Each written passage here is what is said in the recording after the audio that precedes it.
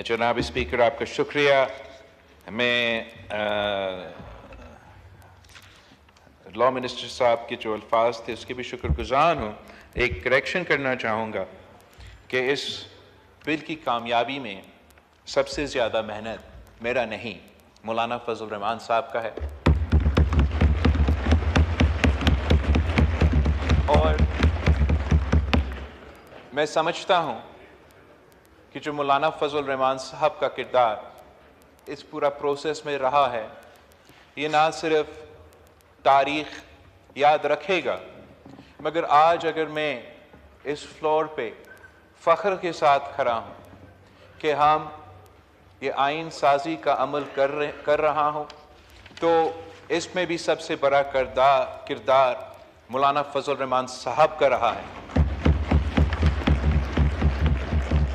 और जितना हमारा आपस में इंटरेक्शन रहा है ये पिछले 2 महीने में, इस पे भी मैं कहना चाहूँगा कि अगर पाकिस्तान की सियासत अपना वालिद सदर ज़रदारी के बाद में किसी को मानता हूँ तो वो मौलाना फजल रहमान साहब है।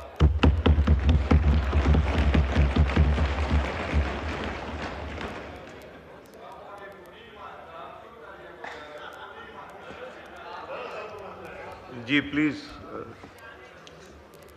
अल्लाह ताला ने फरमाया है कि वत्तु इज़्ज़ु मंतशा वत्तु ज़िल्लु मंतशा, और जितना हमने अपना पार्लियामान का इज़्ज़त रखा है, अपना दस्तूर का इज़्ज़त रखा है, इस आइन साजी का अमल की इज़्ज़त रखा है, तो उसमें भी सबसे बड़ा किरदार मौलाना फजल रहमान साहब का।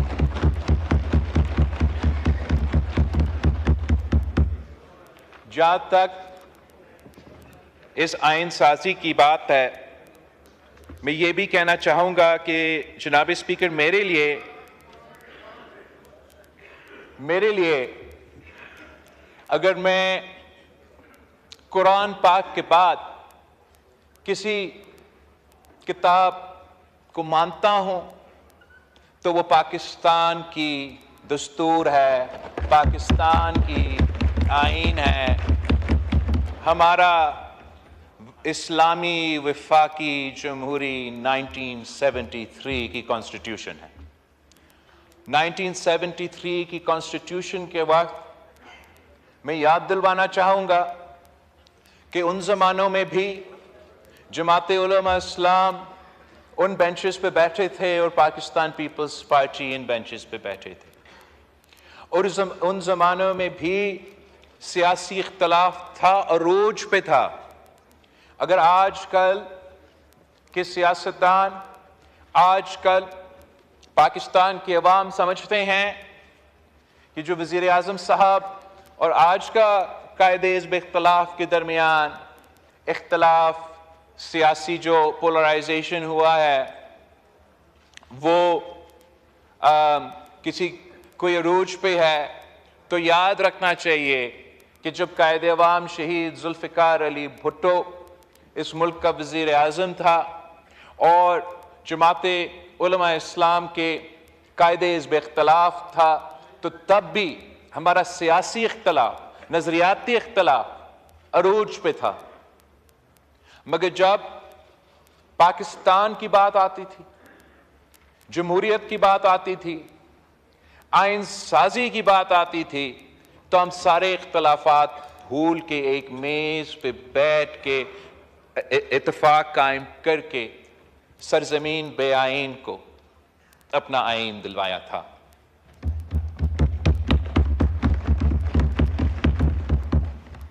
हमने 18वीं तरमीम के वक्त उस दौर के सियासी हालात के मुताबिक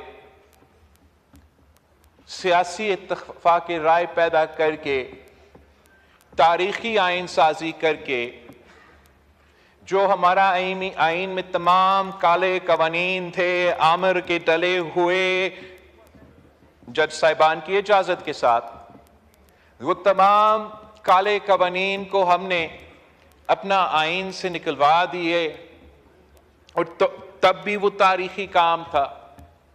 आज का दौर का अपना सियासी हालात है, अपना सियासी ग्राउंड रियलिटीज है।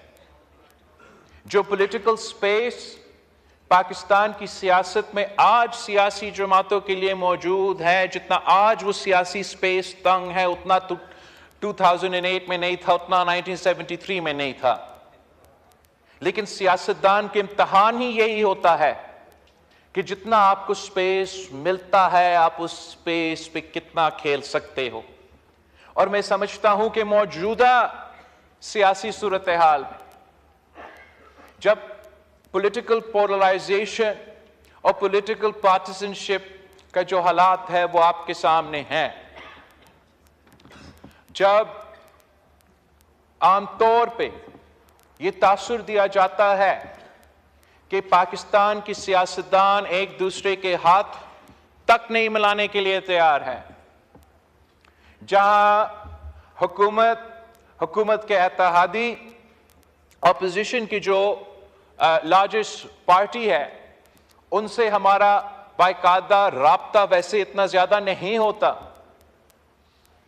इस हालात में जितना इत्तेफाक राय पैदा हो सकता था, मुमकिन था, वो इत्तेफाक राय हमने हासिल करके 26 आईनी तरमीम की शक्ल में आज हम इंशाअल्लाह ताला नेशनल असेंबली से पास करने जा रहे हैं।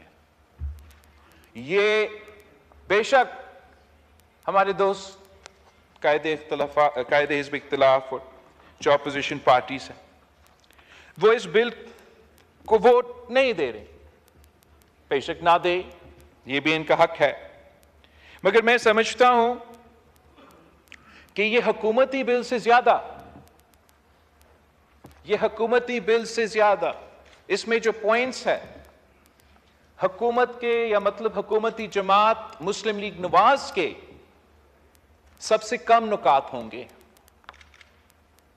इसमें सबसे ज्यादा अगर पॉइंट्स है तो वो पाकिस्तान पीपल्स पार्टी, JUI और 99.99% जो एतराजात PTI के थे वो निकाल के वोट ना दे। कंटेंट तो जनाब स्पीकर जितना क्लोज टू कंसेंसस हो सकता था वो है, और मैं समझता हूं कि ये सियासत की फतह है, ये जमहूरियत की फतह है, ये सियासी जमातों का फतह है, और हमारे भाई वो दे या ना दे ये इनका भी सियासी कामयाबी है।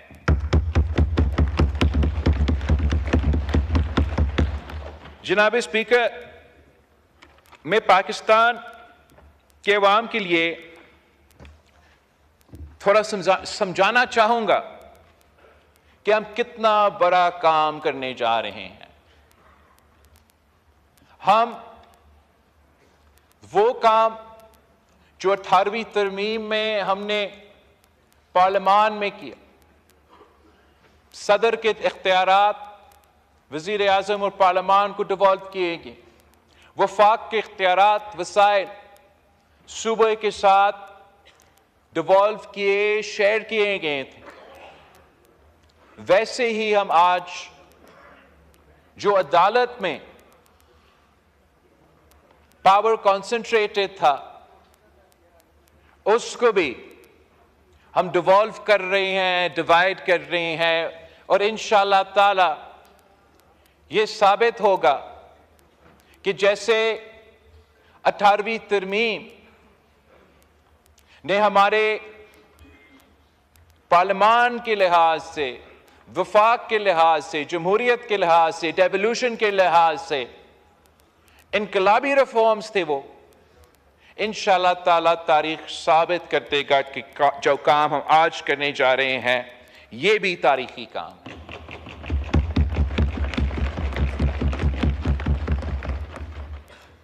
हम ये जरा देखें, गौर करें कि पाकिस्तान की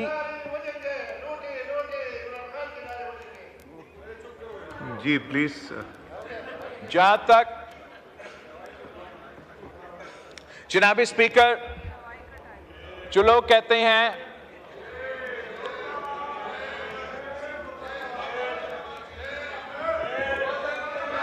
जी चेयरमैन साहब, जी order in the house, order in the house, please तशरीफ रखें। चेयरमैन साहब बात कीजिए प्लीज, चेयरमैन साहब बात। जनाब स्पीकर, मैं पाकिस्तान के अवाम से पूछना चाहूंगा आपके थ्रू कि क्या वो पाकिस्तान की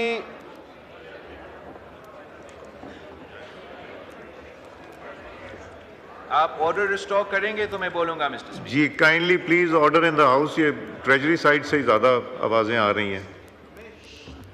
जनाब स्पीकर, मैं पाकिस्तान के अवाम से पूछना चाहूंगा कि क्या वो पाकिस्तान के निज़ाम अदल से, पाकिस्तान की इंसाफ के निज़ाम से मुतमिन हैं या नहीं। मैं पाकिस्तान के अवाम से पूछना चाहूंगा कि क्या वो ये चाहते हैं कि जैसे पाकिस्तान की अदालत का निज़ाम चलता आ रहा है वैसे ही चलना चाहिए।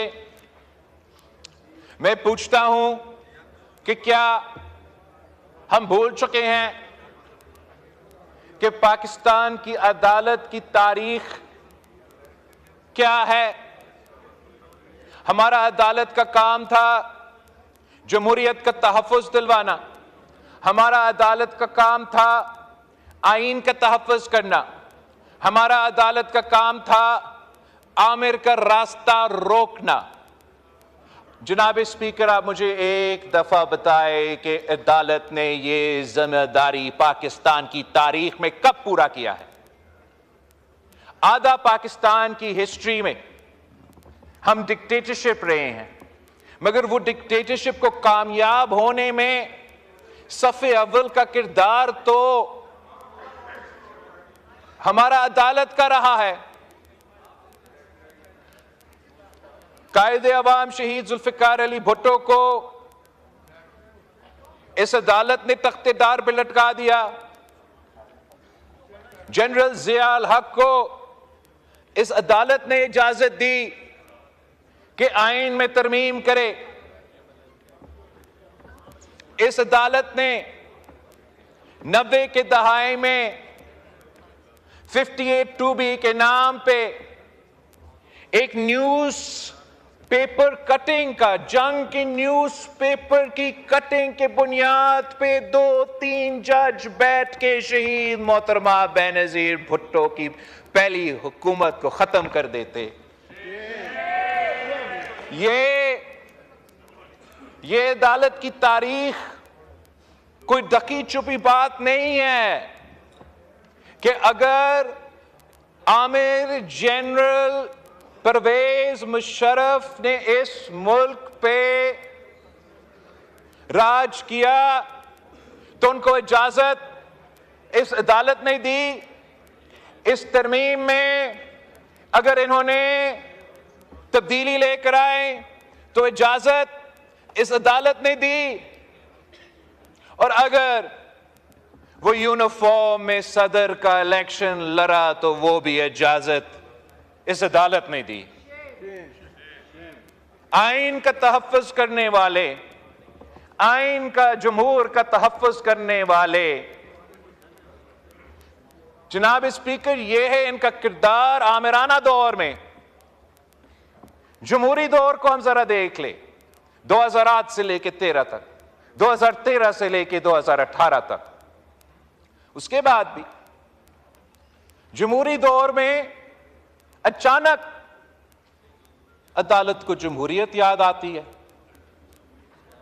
वो सिर्फ जमहूरियत और आईन और दस्तूर को तब इनको याद आता है जब हम जिदोजहद करके, हम कुर्बानियों दे के आमिर को भगाते हैं, तो फिर हमारा अदलिया को आईन, जमहूरियत और कानून याद आते हैं, मगर उस आईन और इस जमहूरियत को याद आते हुए भी वो अपने इख्तियार अवाम को इंसाफ देने पे इस्तेमाल नहीं करते।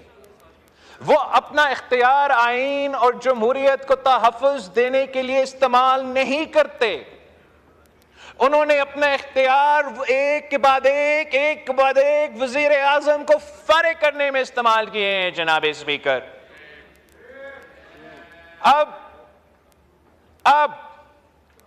हमारे ऑपोजिशन के दोस्त काला सांप की बात कर रहे हैं, दांत और जहर की बात कर रहे हैं।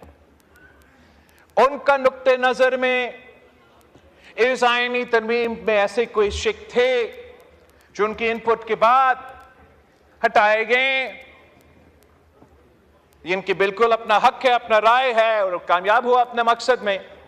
मेरी नजर में इस पार्लियामान के लिए, इस आईन के लिए, इस जमहूरियत के लिए जो काला सांप, जो दांत रखने वाला जहर वाला काला सांप जो इस पूरा पार्लियामान के इर्द गिर्द घूम रहा है, इस पार्लियामान पे हमला करते आ रहा है, इस पार्लियामान के अफेयर्स में मुदाखलत करते आ रहा है, जिसने एक नहीं, मैं गिन नहीं सकता हूं कि कितने वज़ीर आज़म को फारिग करवाया, वो काला सांप हमारा इफ्तिखार चौधरी वाला अदालत है।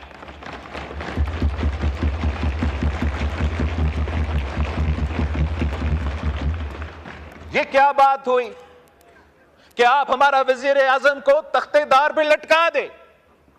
आप हमारा वजीर आजम को जो सरेआम दहशतगर्दी के हमले में शहादत कबूल करती है उसको इंसाफ नहीं दिलवा सकते। आप उसके बाद जो वजीर आजम मुंतखब होते हैं, आप कहते हैं एक खत ना लिखने पे उसको फारिग कर देते हैं। उसके बाद दूसरा वजीर आजम को कहते हैं कि आपने अपना बेटा से 10,000 दरम नहीं लिया, आपका 2 दहाई अक्सरियत है, मगर हम 5 जज साहब एक कलम के जरिए आपको फारिग करते हैं।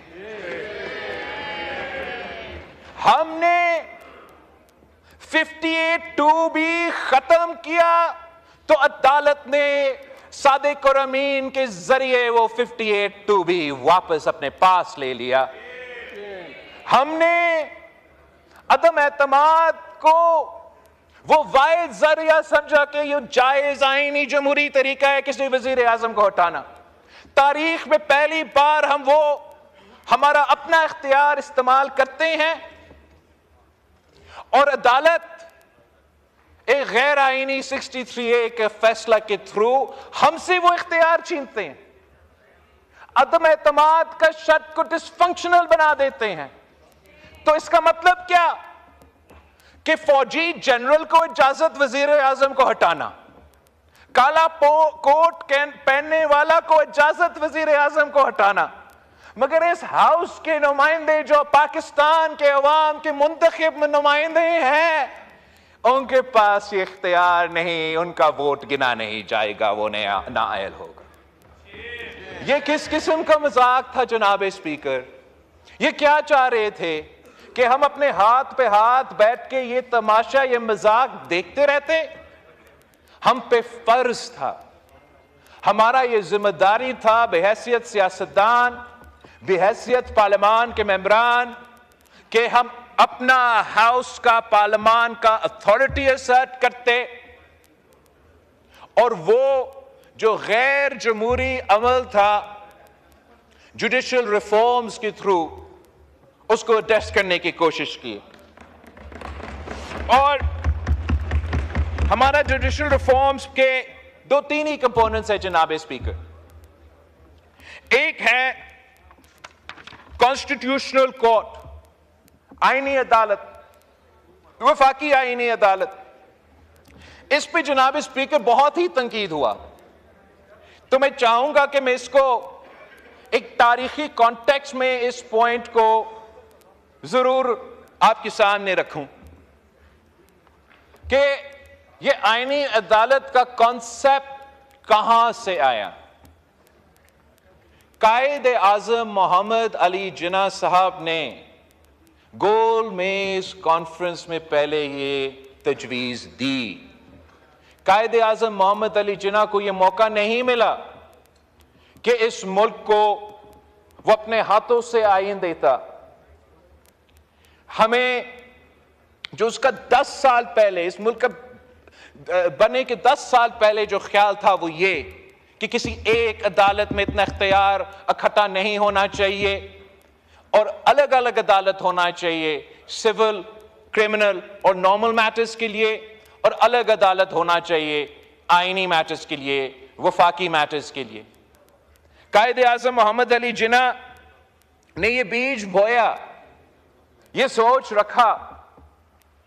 उसके बाद जस्टिस डुराब पटेल साहब ने, जनाब स्पीकर, और जस्टिस डुराब पटेल साहब के बारे में मैं ऑनरेबल हाउस को याद दिलवाना चाहूंगा कि जस्टिस पटेल साहब ऐसे मुंसिफ था जो कायदे अवाम शहीद जुल्फिकार अली भुट्टो के कत्ल केस में एक जस्टिस था, जज था, और जो इंसाफ मुझे आज जस्टिस फाइज ईसा का अदालत ने दिलवाया, वो इंसाफ जस्टिस डुराब पटेल ने उस बेंच पे बैठे हुए अपना ऑर्डर में लिखा।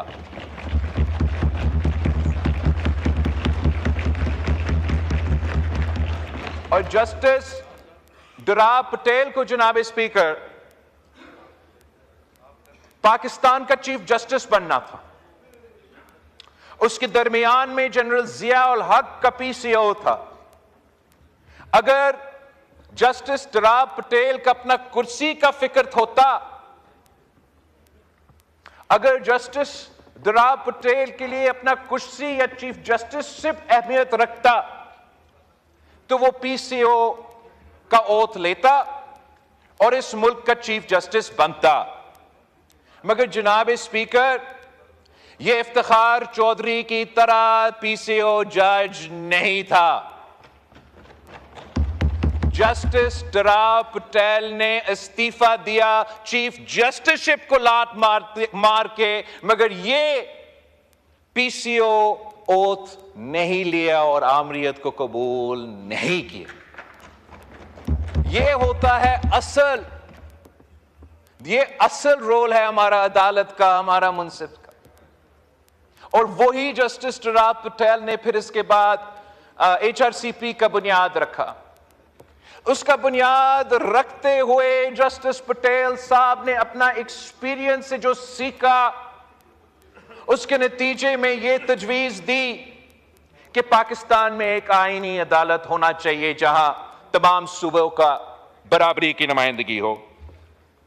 उसी सोच को आगे लेके चलते हुए हमने 2006 में आपस में यह तय किया, शहीद मोहतरमा बेनजीर भुट्टो ने, मियां मोहम्मद नवाज शरीफ साहब ने, फिर एपीडीएम के प्लेटफॉर्म में तमाम सियासी जमातें जो उस तरफ बैठे हैं, चाहे वो पीटीआई हो, चाहे वो हमारा मौलाना फजल रहमान साहब हो, तमाम जमातें अगर एआरडी के हिस्से नहीं थे तो एपीडीएम के हिस्से तो थे। और एपीडीएम में भी चार्टर ऑफ डेमोक्रेसी पेश हुआ और उनके तमाम मेंबर्स ने उस वक्त उस डॉक्यूमेंट का हमायत किया।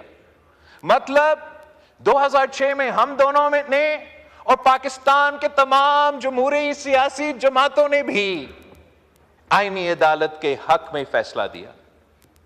कहानी वहां भी रुकता नहीं सही। उसके बाद भी 2008 से लेकर 13 तक हमने तमाम कोशिश की। जो 19वीं तरमीम की कहानी है वो तारीख का हिस्सा है। हम सब जानते हैं कि ये जो अदालत हमारे साथ बैठा है वो काला सांप बन के हमारा 18वीं तरमीम की इर्द गिर्द घूम रहे थे। वो धमकी दी कि आपकी पूरी की पूरी 18वीं तरमीम जो 2 दहाई ने इस हाउस की कुल तादाद की हमायत हासिल थी, जिस पे तमाम सियासी जमातों ने इत्तेफाक किया जिसके लिए मेरे जमात ने 30 साल सियासी जद्दोजहद लड़ी, शहीद मोहतरमा बेनजीर भुट्टो ने शहादत कबूल, इसलिए कि हमने कहा कि जुडिशल रिफॉर्म्स होना चाहिए। जमहूरियत का champion chief justice Iftikhar Chaudhry ने कहा कि मैं अपना आपका पूरा 18वीं तरमीम को बाहर फेंक दूंगा, और इनके ब्लैकमेल में आके इस हाउस ने 19वीं तरमीम पास कर दी और जुडिशल रिफॉर्म्स का रास्ता तब रुक किया। 2013 में पाकिस्तान पीपल्स पार्टी के मंशूर में आईनी अदालत बनाने का वादा। 2022 में लाहौर में आसमा जहांगीर कॉन्फ्रेंस हुआ, जिसका ओपनिंग और क्लोजिंग एक मैंने किया, एक जस्टिस फायज ईसा साहब ने किया। उसी कॉन्फ्रेंस में आईनी अदालत की हमायत किया, और क्यों हमायत की? ताकि पाकिस्तान का अथॉरिटेरियन अदालत का वाहिद हल उस सिविल सोसाइटी का बैठक ने यह समझा कि आईनी वफाकी अदालत है। और अगर उन्होंने उस कॉन्फ्रेंस में कहा, रज़ा रब्बानी साहब ने कहा कि अगर आईनी अदालत नहीं तो कम से कम हमें आईनी बेंच दे दे। 2023 अगस्त जनाब स्पीकर, सिविल सोसाइटी का कॉन्फ्रेंस होता है, तमाम स्टेक होल्डर्स को बशमूल सियासी जमातों, पाकिस्तान पीपल्स पार्टी का सेनेटर बाबर और इनका पीटीआई का सेनेटर भी उसी बैठक में मौजूद थे। वो डॉक्यूमेंट आज भी चार्टर ऑफ डेमोक्रेसी 2.0 का नाम पे मौजूद है। उसमें भी उनका पहला मुतालबा है कि चार्टर ऑफ डेमोक्रेसी का अंदरूनी मिशन पूरा करो, वफाकी आईनी अदालत बनाओ। 2024 में मेरे पीपल्स पार्टी का मंशूर का हिस्सा है। अब मैं पूछता हूं कि यह नई बात है जनाब स्पीकर, हमने जल्दबाजी की, हमें अभी यह पॉइंट याद आया? नहीं जनाब स्पीकर, यह जद्दोजहद, ये सोच कायदे आजम मोहम्मद अली जिन्ना से लेके आज तक ये डिबेट रहा है। इंशाअल्लाह ताला हम वो मिशन पूरा करने जा रहे हैं। ये पाकिस्तान की अदालत में हम वो डेवोल्यूशन, वो डिवीजन ऑफ पावर कर रहे हैं, जिससे ना सिर्फ पाकिस्तान की आम आदमी को फौरी और जल्दी इंसाफ मिलेगा, मगर जनाब स्पीकर, सियासत, politics is the art of the possible. सियासत में जिद नहीं हो सकता। अगर हम अपने जिद पे कायम रहेंगे तो कामयाबी मुश्किल होगा।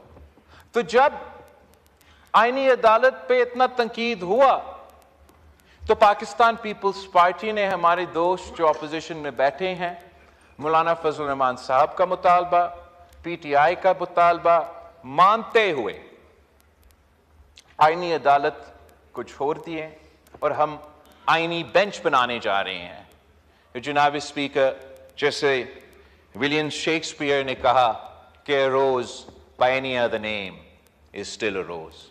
तो चाहे वो आईनी अदालत हो या आईनी बेंच हो, पाकिस्तान की अवाम का काम होने जा रहे हैं। इससे भरा काम मैं समझता हूं जनाब स्पीकर वो ये कि हम अपना वफाकी अदालत को बराबरी का नुमाइंदगी दे रहे हैं तमाम सूबे को, और ये बहुत बड़ा अचीवमेंट है। हमने जब 1973 की आइन बनाया तो तब हमने चारों सूबों कायम की।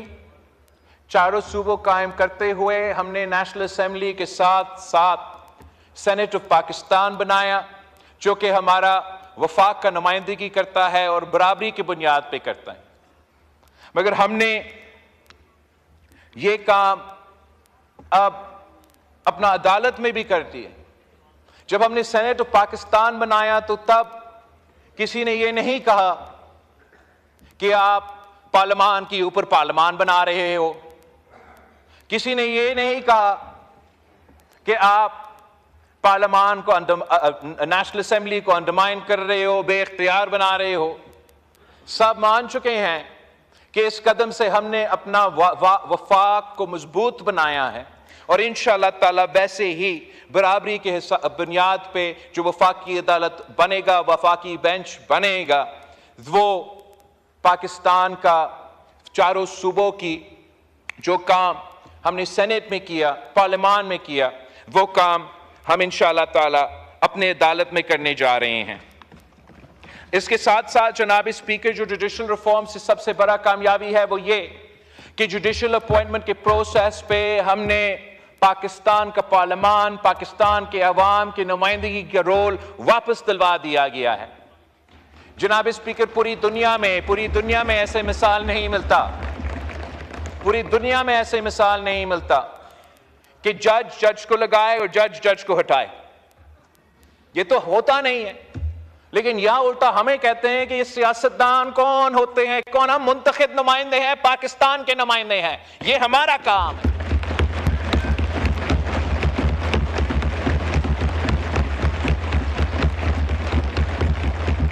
ये समझते हैं कि हम ये पावर हम इनसे छीन रहे हैं, इन्होंने ये पावर हमसे छीना जनाब स्पीकर, और वो भी जबरदस्ती। पाकिस्तान की तारीख देके, इस खित्ते की तारीख देके जजेस का अपॉइंटमेंट और जजेस का रिमूवल का तारीख क्या रहा है। एक जमाने में ये बादशाह या जो the king and queen of England के पास इख्तियार थी, जज को लगाना, जज को हटाना। उसके बाद गवर्नर जनरल के पास ये इख्तियार था, जज को लगाना, जज को हटाना। उसके बाद 1950s में बकायदा ये इख्तियार सदर पाकिस्तान के पास था, जज को लगाना, जज को हटाना। 1960s के आइन के थ्रू हमने ये फैसला किया कि जज को लगाना तो सदर पाकिस्तान का काम, जज को हटाना सुप्रीम जुडिशल काउंसिल। 1973 में हमने वही इख्तियार रखा कि हम लगाएंगे, सुप्रीम जुडिशल काउंसिल हटाएंगे। ये इख्तियार चलता रहा। किसी ने जनरल ज़ियाउल हक को नहीं रोका कि आप आमिर हो, आप कौन होते हो जज लगाने के लिए। किसी ने किसी और को नहीं रोका। जनाब स्पीकर, आपको पता है कि पहली दफा यह इख्तियार वजीर आजम से छीन के चीफ जस्टिस के पास कब गया था? ये 1996 की बात है। शहीद मोहतरमा बेनज़ीर भुट्टो इस मुल्क की वजीर आजम थी और ये बर्दाश्त नहीं हो रहा था कि शहीद मोहतरमा बेनज़ीर भुट्टो इस मुल्क की जज अपॉइंट करेगी। खुदा ना खास्ता खातून वजीर आजम अगर अपॉइंट करेगी तो खातून जज अपॉइंट करेगी, हमारा पूरा निजाम तबाह हो जाएगा। तो अल जहाद के इसके थ्रू इन्होंने ये इख्तियार वजीर आजम से चोरी करके अपने जेब में रखा। जनाब स्पीकर, कहते हैं इनका इख्तियार है। इनसे पूछे कि जनरल मुशर्रफ के दौर में जब एक आमिर जज लगा रहा था, किसी ने उसका रास्ता रोका? वो जो जजेस जिसको हम चैंपियंस मानते हैं, जिन्होंने रियासत को मां की तरह बनानी थी, वही जजेस ने मुशर्रफ के दौर में पीसीओ ओथ लिया था। जनाब स्पीकर, जब उनका कुर्सी खतरा में आ गया तो फिर उनको जमहूरियत याद आ गई, फिर उनको आजाद अदालत याद आ गई। और हम भी जरा अपना सियासत जो उस वक्त का था उस पर गौर करना चाहिए कि हमने भी जजेस को उन जमानों में ये आदत दिलवाई थी ना कि चीफ तेरे जान निसार बेशुमार। हमने ये आदत दिलवाई थी इनमें कि जितना जोर से सियासी नारा लगेगा उतना ऊंचा जुडिशरी में आपको ओहदा मिलेगा। हमने ये आदत डाल ली इनमें कि सियासत करना है इंसाफ ने, और उसके नतीजे में जो पाकिस्तान की अदालत का हशर हुआ, हम पाकिस्तान क्या दुनिया में मजाक बन गए। जनाब स्पीकर, हर वजीर आजम को हटाए वो छोड़ दे, हर काम उनके पास। वो ना सिर्फ अदालत है, वो ना सिर्फ एग्जीक्यूटिव है, वो फॉरेन पॉलिसी भी तय कर सकते हैं, वो वजीर खजाना भी है, डैम भी बना सकते हैं, पोटैटो, टमाटर और पकोड़े की कीमत भी का फैसला वो करेंगे। जनाब स्पीकर, अगर ये काम उनका है, ये काम भी उनका है, तो मैं पूछता हूं कि वजीर आजम साहब का, वजीर खारजा का, वजीर खजाना का काम क्या है? अगर इन्होंने ये काम करना था या करना है, इससे बेहतर ये होता कि वो आके ये ओहदे संभाल के करते। रीको डीक में क्या नुकसान हुआ इस मुल्क की मीशत? मैं कितना एग्जाम्पल्स आपको सुना सकता। किसी न किसी वक्त में हमने ये दरवाजा बंद करना था, हम वो दरवाजा बंद करने जा रहे हैं। मैं समझता हूं ये हम सब की कामयाबी है। जो हमने इसके साथ साथ सूबे में आईनी बेंच की हाई कोर्ट्स में तजवीज दी है, उससे मेरे ख्याल में पाकिस्तान की आम आदमी को सबसे ज्यादा फायदा होगा। जनाब स्पीकर, जो लोअर जुडिशरी है, that is where the wheels of justice grind the slowest. जो तादाद है केसेस के सुप्रीम कोर्ट ऑफ पाकिस्तान में, हर हाई कोर्ट में उससे ज्यादा केसेस हैं। और अगर सुप्रीम कोर्ट ऑफ पाकिस्तान में हम कहते हैं कि 15% आईनी केसेस है, तो हाई कोर्ट्स में 50% फंडामेंटल राइट्स 199 के लिहाज से केसेस है और 50% आम केसेस है।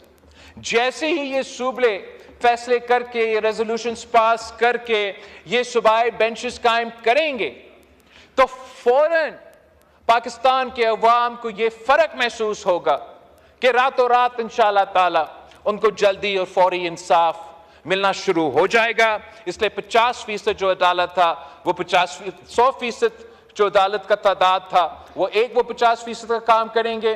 जो नया बेंच बनेगा वो बाकी काम करेंगे। जनाब स्पीकर, इस आईनी इस्लाहात में जमाते उलमा इस्लाम ने जो तजवीज़ दी और जो मानेंगे सेनेट ऑफ पाकिस्तान में और इसमें मौजूद है, वो हमारे रिबा के बारे में, सूद के बारे में एक तरमीम, काउंसिल ऑफ इस्लामिक आइडियोलॉजी के बारे में एक तरमीम। मैं ना सिर्फ इन इनपुट्स को वेलकम करता हूं, मैं समझता हूं कि जबकि हमारा इत्तेफाक हुआ है तो पेश जरूर मौलाना फजल रहमान साहब की जमात ने किया है, मगर ये हम सब के आईनी तरमीम है। और सबसे मजे की बात जनाब स्पीकर, इन तरमीम की वजह से, मौलाना फजल रहमान साहब के ये पॉइंट्स की वजह से मैं कहने के लायक हूं कि इस आइन में कुछ ऐसे है जो 100% इत्तेफाक हासिल करके पास हुए हैं सेनेट से। और इंशाअल्लाह ताला में उम्मीद रखता हूं कि कम से कम वो पॉइंट्स जो मौलाना फजल रहमान साहब की जमात खुद शामिल कर रहे हैं, तो मेरे दोस्त जो अपोजिशन बेंचेस में बैठे हैं वो उस पर वोट करके एटलीस्ट इस शर्त को आप मुत्तफ़िका आइन का हिस्सा जरूर मानेंगे।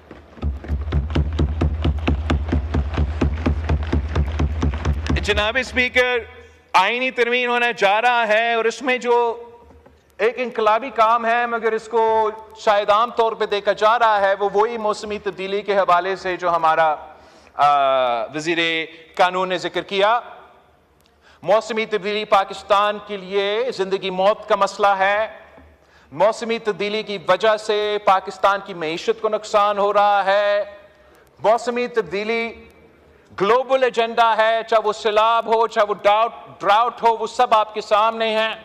और जब आप एक वफाकी बेंच बनाने जा रहे हैं जो वफाकी डिस्प्यूट्स भी देखेंगे, तो ये उनको मौका मिलेगा कि पाकिस्तान के अवाम का जो एनवायरमेंटल राइट्स है उनको ना सिर्फ तहफ़्फ़ुज़ फराहम करे, मगर जनाब स्पीकर इसमें हमारे जो पानी के मसले हैं, पानी का किल्लत का मसला है, पानी को हर किसी को पहुंचने का मसला है, इसी तरीके से तमाम मौसमी तब्दीली के हवाले से जो पाकिस्तान के अवाम का हक है, हम ना सिर्फ उनको रिकग्नाइज कर रहे हैं मगर उम्मीद कर रहे हैं कि हमारा नया बनने वाला आईनी बेंच इस आईनी हक को, इस ह्यूमन राइट को ना सिर्फ तहफ़्फ़ुज़ दिलवाएगा मगर नया जूरिस्प्रूडेंस इंट्रोड्यूस करेगा, जिसके नतीजे में हम साउथ में एशिया में इस नया लीगल कॉन्सेप्ट को, इस नया लीगल प्रेसिडेंट को पाकिस्तान की जुडिशरी के थ्रू हम ये एड्रेस करने जा रहे हैं। जनाब स्पीकर, इस पूरा प्रोसेस में जो मेहनत तमाम सियासी पार्टियों ने की, मैं उसका शुक्रगुजार हूँ। मैं वज़ीर आज़म साहब मियाँ मोहम्मद नवाज शरीफ साहब का ख़ुसूसी तौर पे शुक्रगुजार हूँ।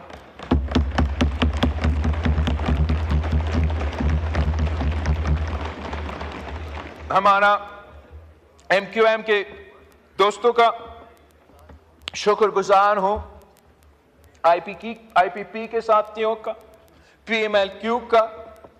कोई रह तो नहीं किया? मौलाना फजल रहमान साहब का जमात उलमा इस्लाम के बगैर तो ये काम हो ही नहीं सकता था।